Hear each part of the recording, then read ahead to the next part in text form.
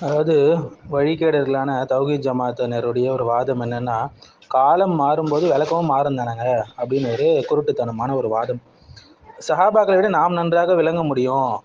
காரணம் என்னன்னா, அதை அறியக்கூடிய சாதனங்களும் காலமும் நம்மிடம் தான் இருக்கு. அப்படி சிஸ்டம்ல தட்டினா அப்படி எல்லாம் ஓடி வந்துடும்ல, அந்த மாரி ஒரு வாதம் அவர்களிடம் இல்லை இது அப்படின்னு சொல்றாங்க.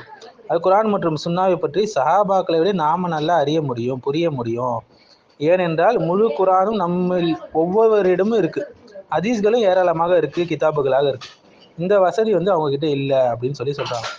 உண்மை என்னன்னு பார்த்தீங்கன்னா, சஹாபாக்கள் எத்தனையோ பேர் முழு குர்ஆனை மனனம் செய்தவர்களாக இருந்தாங்க.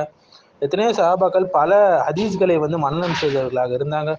அதனால தான் நமக்கு அவ்வளவு தெளிவாக அவங்க அறிவிக்க முடியுது. நபிகளாருடைய சொல்லும் செயலும் அங்க நடந்த சம்பவங்களும் தெளிவா அறிவிச்சிருக்காங்க. சஹாபாக்கள் பலரும் ஒரே இடத்துல அமர்ந்தாங்கன்னா அங்கு குர்ஆனின் அனைத்து வசனங்களும் ஹதீஸ்களின் அனைத்து செய்திகளும் உயிரோட்டமாக வெளிவந்துவிடும். ஒருவர் அறியாததை இன்னொருவர் அறிவித்து விடுவார். நபி அவர்களுடைய இறப்புக்கு பிறகு அபூபக்கர், உமர், உஸ்மான், அலி போன்ற மேன்மை மிக்க சஹாபாக்கள் நேர்வழி மிக்க ஹலீஃபாக்களாக இருந்தாங்க. தங்களுடைய ஆலோசனைக்கு நபித்தோழர்களின் மூத்தவர்களை அழைத்து அவங்க பேசுவாங்க. ஏன் அப்படி பேசுனாங்க? அப்படி அவங்க வரும்போது அங்கு அவர்கள் தெளிவான முடிவை எதிர்ப்பதற்கும் தீர்ப்பு சொல்வதற்கும் நபித்தோழர்கள் வழியாக வந்த ஆதாரங்களை ஒன்று சேர்த்து பெற்றுக்கொள்வாங்க. சஹாபாக்களுடைய கல்வி தரத்தையும் அவங்களுக்கு மார்க்க ஆதாரங்கள் விஷயத்துல இருந்த ஆழமான அறிவையும் குறைத்து மதிப்பிடவும் மட்டம் தட்டுறதுக்கு மேற்கண்ட வாதத்தை வந்து இந்த வழிகேடர்கள் முன் வைக்கிறாங்க. இது அவர்களின் கெட்ட எண்ணத்தையும் குறைவான அறிவையும் பட்டவர்த்தனமாக காட்டுகிறது. இதன் மூலம் சஹாபாக்களின் மார்க்க புரிதலை குறித்து தவறான சிந்தனையை வந்து இவங்க பாமர மக்களிடம் விதைக்கிறார்கள்.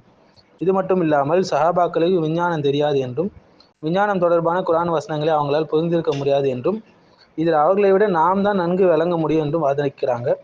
உதாரணமாக ஒரு தாயின் கருவறையில கரு எப்படி வளர்ச்சி அடையுது என்பதை குறித்து நாம் ஸ்கேன் செய்து அறிந்து கொள்ளலாம்.